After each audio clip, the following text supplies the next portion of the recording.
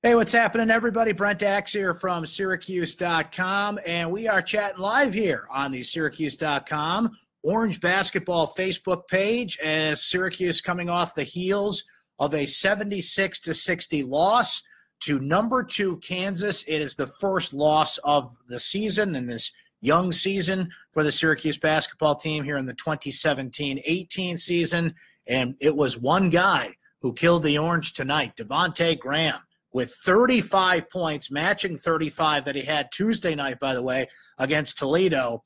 And Syracuse got a great test. Really can't get a better measuring stick than this kind of team at this point of the season. And they'll move on to Tuesday night to face UConn at Madison Square Garden. If you're watching us here on Facebook Live, first of all, thank you. Hope you're having a great weekend, great Saturday night here, despite the Orange losing here. Please hit like and share. Let people know that we're here chatting and doing this for the next few minutes here. And we're going to be doing this throughout the season. We'll be here tonight. I think we're going to be here Tuesday after the UConn game. That's going to be a late night. You know, I'm sure a lot of you got to get to bed after that one. But we'll pick some other non-conference games. Then we'll be here doing some Facebook Live after SU Hoops games throughout the ACC slate as well. So hit that like button, hit that share button, let people know we're here. We also put this on YouTube, so you can find it in my recap, which goes up on Sunday morning in this case, always the morning after the game on syracuse.com. Or please subscribe to our YouTube page, the Orange Sports YouTube page, so you can watch this later as well. So Syracuse, listen, they lost 76-60 to Kansas. I brought up Devontae Graham, just all over the place. 35 points for him, 7 3-pointers. But this was a game that Syracuse was down 21 points, fought tooth and nail, got back in this one. And look, no harm, no foul, if you ask me. This is a game that, of all the non-conference games, was kind of a wash game. You get a lot of credit in your RPI and your Ken Pom ratings and strength of schedule and all that fun stuff that the committee looks at the end of the season by playing really good teams. You get UConn on Tuesday, which will be an important win. You've got Maryland in your back pocket from Monday. And there is no team better that Syracuse will face this year other than Duke. And this was a game where, you know, Frank Howard got into foul trouble in the first half. Tyus Battle didn't have his offensive game going in the first half. Syracuse didn't shoot the ball well generally in this game overall. Shot 32%. They were awful in the first half from three-point range. I think they kind of learned not to settle for three-point shots, not to settle for too many jump shots against this Kansas team. But, guys, this is Kansas. This is a team that's on the short list that can win the national championship. You're not going to get to the basket as easy as even you did Monday night against Maryland. They really had to adjust. But all told, look, it was one guy. It was Devontae Graham, and Vic scored late, and there were some lob passes and some plays that Kansas spread around. But it was not until there was about 6.5 minutes to go that Kansas had their 5th player score in this game. That it was the Devontae Graham show throughout, and it's not like Syracuse lost track of him. This kid was hitting deep threes. He was getting open. He was challenging the Syracuse defense. Sometimes you just kind of have to, you know, shoulder shrug emoji guy. Like, what are you going to do? Even when they went out and tried to defend him at one point, Tyus Battle followed the kid. So, hey, credit to Devontae Graham. He has 70 points in the last 2 games, hitting his threes. As we mentioned, Syracuse struggled a little bit in the first half, but down 21, this could have got ugly, but Syracuse fought tooth and nail. They did out-rebound Kansas tonight. They did start to hit some shots. Frank Howard had 3 fouls in the first half. I don't believe he picked up one in the second half. If he did, it was very late in that second half. He recovered. Tyus Battle, who, as we know, is still kind of fighting through that back injury, really turned it on in the second half. And he's been a second-half player all season. So he did that again tonight. I think his back looks better. I mean, I'm not Dr. Axe here, but it's interesting that his back situation, Abramus Debe has the Dick Vitale mentioned on ESPN, and this is kind of what we have heard, that he has tendonitis in his knee. And, again, I'm not a doctor, but I know that's something that could linger for a while. He certainly could play through it. It's just kind of a pain tolerance thing. There was one sequence in the second half where you could see he was hurting and really struggling to push through that, and it took about another sequence up and down the floor for Boeheim to get the timeout in and get Barama Sadibe out of the game. How about your boy Pascal Chukwu? He came into this game 1 for 18 from the free throw line. got better at the free throw line, but what's really going to mark him in this game, 2 missed dunks. I don't know how you're 7'2" and you missed 2 dunks, but we saw it happen tonight. O'Shea Brissett. Now, there's an interesting trend that's developing with O'Shea. I'm sure you guys have seen it here. He had, 13 points in this game. He led the team in rebounding once again with 9. So that's something that Syracuse showed overall again. Rebounding, defense, grit, hustle. Syracuse, to use a term you hear broadcasters use a lot that call these games, they're a tough out. They will fight you. They were down 21 at one point in this game, cut it down to, I believe, 7. And, Kansas is Kansas. Graham was hitting some shots, and they're just going to pull away. They're that talented of a team that could never get to a point where Syracuse could kind of cut back into that lead. But to go back to O'Shea Brissett, one thing that I've noticed, and you just look at the box score to see it, he had 13 points in this game, but he went 3 for 13 to get there.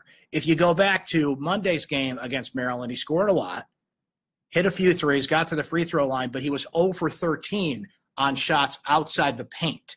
So I think O'Shea is taking, probably, if you want to put a number on it, 3 or 4 shots too many per game, settling for shots that aren't there, forcing it a little bit. But listen, we know this kid can get to the basket. He has been one of the great early surprises for Syracuse this season. Very talented player. And, you don't want to shut him down too much. You want him to take the green lights, though. You don't want him to go through the yellow lights. And I think he's going through a lot of yellow lights, to use that analogy, when he's taking some shots that aren't there. But overall, pretty impressed with him.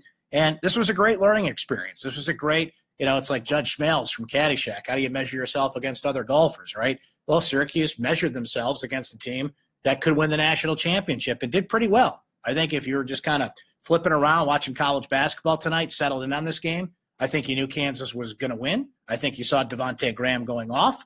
But I think you said, hey, Syracuse hung in there. I'm pretty impressed with that team. I think they'll get votes. I don't think they'll crack the top 25 this week.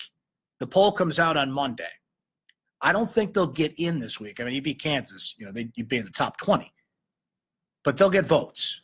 You'll be in the coveted others receiving votes category this week. Then if you can beat UConn and handle your business next Saturday, then I think Syracuse is edging its way towards the top 25. I think they're almost there. So they're 6-1 on the season. Impressive game against Kansas. A couple other things to go over here. The Geno Thorpe situation is interesting, and the news broke yesterday. And to be honest with you, I got in a little late on Jim Boeheim's press conference. I don't know what he said about it. If you guys saw his press conference and want to throw it in the comment section what Boeheim was saying there, please do, because I jumped in a little late on Boeheim's presser, which we run here on Facebook Live on the syracuse.com Syracuse Orange Facebook page as well. So look for Boeheim's presser after every game right here on Facebook Live, and we run the video later on as well. But here you are. It's December. You're 6 games into the season. You got a graduate transfer player, and he leaves the team. Now, the reason given was personal reasons, which it could be a number of things. He certainly showed Geno Thorpe we're talking about now. A lot of frustration on Monday. There was a lot of sideline stuff, and I hate to play amateur psychologist. I'm playing an amateur doctor and an amateur psychologist here on Facebook Live. But look, players get frustrated. It happens. And then bing, bang, boom. Before this team goes to Miami, Geno Thorpe's gone. Where we saw that get pushed a little bit tonight was Tyus Battle was struggling on the offensive end in the first half, and Frank Howard got into foul trouble. So young Howard Washington Jr. comes in, and Jim Boeheim was asked about it a couple of times in the postgame, and he said he was fine. It's his first game of significance. He had not scored until he came into this game, had not played a lot of minutes until he played in this game. So we'll see how Howard Washington Jr. handles the extra load. It's just one of those things where you're pushing depth and you're pushing the envelope a little bit because it's not a hypothetical. We've now seen the scenarios where you hurt not having the depth with Geno Thorpe out there, and those scenarios are someone got hurt. Tyus Battle did get injured. He's playing through it and seems to be recovering from it. But we've seen what can happen on a hustle play. You tumble over somebody and hit your back. And tonight was one of those situations where Frank Howard got into foul trouble. So you need someone to come in and play some quality minutes. So you lose depth there. I don't think it's a huge blow for this team, but he was a experienced player. He was a leading scorer on South Florida last year, and it was a game like tonight. You could have used him for depth. And here's the other thing that I'm going to be curious to watch as we go along here. Syracuse doesn't have that lights-out shooter. Last year they did. Last year, you had Andrew White sitting there on the wing, and he didn't always have games where he was hitting those shots. He struggled a bit as well. But the guy is the all-time leading single-season three-point shooter in Syracuse history for a reason. Now, last year's dynamic, this year's dynamic are totally different things. You lost a bunch of players from last year's team, namely Tyler Lydon. Torian Thompson's not on this roster. It's a completely different makeup. But Syracuse has got to find who that shooter is. And we're not quite sure who it is yet. O'Shea Brissett can hit that shot. He had a couple threes tonight. Tyus Battle can hit that shot, but you don't want him taking, 9, 10, 11 threes in any game, this game or any, unless they're open and they're there. Frank Howard can hit that shot, but can he be consistent there? Is there another player on this team that hasn't quite got there? I think a lot of people assume Marek Dolezaj could shoot the ball. We always think those European guys can come in, or like Dirk Nowitzki and can shoot. Not to the level where he's out there doing it consistently. I haven't seen enough of Howard Washington Jr. to kind of make that assessment. So we'll see if a shooter develops. And there's a couple other things Syracuse has to fight through and get used to here. But look, this team rebounds. They out-rebounded this team. I think they're settling in defensively. They're going to push it depth-wise with Geno Thorpe gone, but, those are Boeheim teams anyway. Syracuse only plays 7 or 8 guys typically, even if, they're loaded to the gills with talent. So what you set up now is you got to beat UConn on Tuesday. I don't want to say it's a must-win or anything of that nature, but what really sunk Syracuse's battleship a year ago was non-conference wins or lack thereof. Syracuse did not have a non-conference win of significance last year. They've got one with Maryland. They played Kansas tough, but, the committee's going to just look and say, hey, you played Kansas. We'll give you credit for that, but you lost 76-60. You got to pick up one against UConn, and I'll tell you what, St. Bonaventure is another big one. Jalen Adams is back for the Bonnies. He sat out a little bit with an ankle injury, but he came back tonight. UConn just got by Monmouth tonight, 84-81. It's in Madison Square Garden, which you say that is Syracuse's home away from home, right? And there'll be fans there, but UConn travels. And Syracuse has lost some games in recent years at Madison Square Garden. Fans are always there, but they have not had the success that you would think a Syracuse team would. If you look back at some losses, St. John's and a couple other teams that have, bit Syracuse at Madison Square Garden. So you want to get some confidence back in that building. You want to grab another non-conference win and then take care of business where you have to with upcoming games. And then the next real big non-conference game that'll loom after that is St. Bonaventure. Let's see what you guys are saying in the comments here a little bit here. McKee says, shooting, I think, trust me when I say you haven't seen the best of this kid yet. He's talking about O'Shea Brissett, and I completely agree.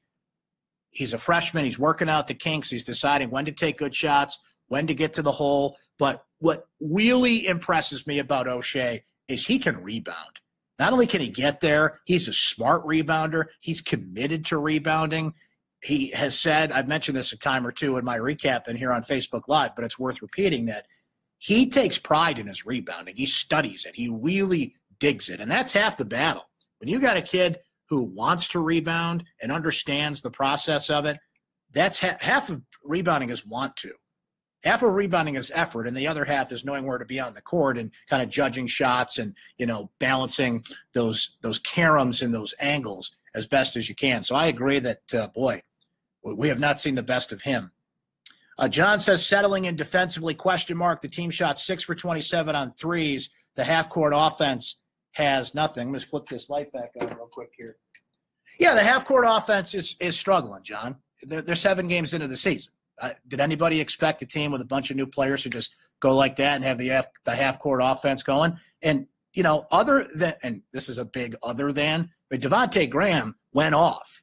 But Kansas, for a lot of that first half, couldn't figure out the zone. And I think defensively, as this team kind of comes together, they were where they needed to be for a lot of this game, except on Devontae Graham, who went off. But, great players are going to do that. So I think there's a lot of work to be done there, certainly, as we're only 7 games in here, but they're committed on defense.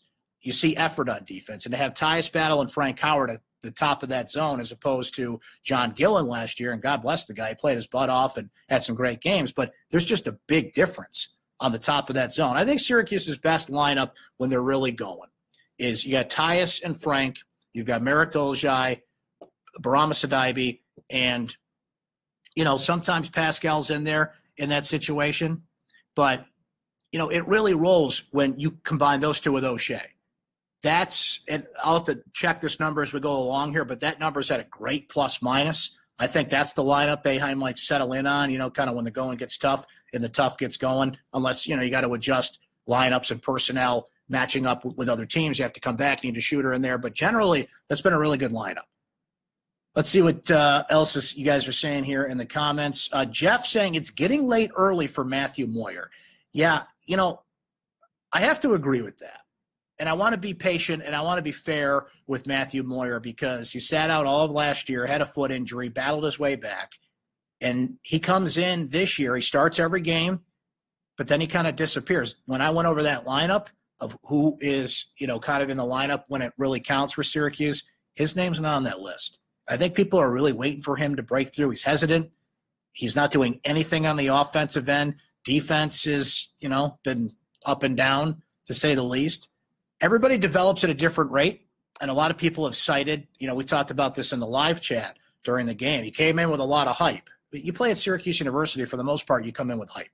You're a big-time player. But you got to be careful about hype, right? You can't just say, well, you came in with hype, so you're going to come in and automatically contribute. Everybody develops differently. So I want to be fair because he sat out all last year, and he's trying to find his way here. But it reminds me of kind of Dajuan Coleman before he really, established himself in his senior year, and Dajuan fought injuries like Matthew Moyer did. But there's always that guy that seems to start every game, and then you look at the box score at the end of the game, they only play 7 or 8 minutes. But remember this, when it comes to Boeheim's teams and it comes to, his lineup, it's not about who starts. It's about who's in the game when it matters. Look at that. Being a starter on this team it's token. It doesn't matter. It's who's in the game when it matters. Speaking of playing time, here we are, 7 games in. O'Shea Brissett played all 40 minutes in this game. Frank Howard played all 40 minutes in this game, even with a back injury. Tyus Battle is going to play a lot of minutes. Let me see officially what Battle had minutes-wise tonight. Yeah, Battle played all 40 minutes in this game as well. So you had Battle all 40 minutes, Brissett all 40 minutes, and my mistake, Frank Howard played 32 minutes in this game. He sat out with the 3 fouls, so my mistake on that. It was Battle who played all 40 minutes, but still a lot for Howard, and Howard has played all 40 minutes a bunch this season. So something to keep an eye on with the depth being an issue on this team right now. So Syracuse loses to Kansas 76-60. All told, pretty good experience for the Orange. I don't know if you heard Jim Boeheim say at his post-game press conference, the Orange are going to go right from Miami to New York. They are not returning home. They're going to go right there for Tuesday's game against UConn. And it's an important game. It's one Syracuse wants in their back pocket. If you come out of Tuesday night and you've got 2 big non-conference wins, that's huge because we all know how tough the ACC is, and that's what hurt Syracuse last year. You don't, how can I put this? You don't want to have your best effort and be your best team in December. Everything is judged most in late February, early March. But Syracuse didn't do anything in December last year, and it killed them. So that's why you play all these games. That's why the committee puts the emphasis they do on schedule and strength of schedule and RPI and all those metrics that we talk about in college basketball these days. So it's an important game Tuesday for Syracuse. It's a team they should beat. It's a team that barely beat Monmouth tonight. It's Madison Square Garden where you want to get some home court advantage back, and you want to see how this team responds from playing somebody who, again, the only team on Syracuse's schedule they're going to see better than Kansas is Duke. And they only played Duke once this year. So, that's way down the road. We'll see how both teams are at this point. But for now, good early test for the Orange. Got a lot of work to do, but all told, held their own as much as they could against the number 2 team in the country. And Devontae Graham went off. Just unbelievable effort from him. Thanks for watching here on Facebook Live. Again, we'll be doing this throughout the season. I think we'll be here Tuesday night. It'll be a late night, but I think we'll be here. And we're going to pick a few other non-conference games, show up here after Jim Boeheim's press conference, and then after pretty much every ACC game, we'll be here as well. So looking forward to doing this more with you. Please read all of our coverage on syracuse.com. Would appreciate that. My recap will be out Sunday morning. Please join us for our live chat during the game as well. I chat right on syracuse.com live during each Syracuse basketball game. So if you can join us for that, would love to have you in there. We have a lot of fun in that chat. I think you guys would enjoy it if you came by. Love to see the range of emotions during a game, the highs and the lows. It's always fun to watch people do that. So for now, thanks for joining us here on Facebook Live. Thanks for joining us here on syracuse.com. Enjoy the rest of your weekend, and we'll talk to you again Tuesday night after the Orange take on Connecticut.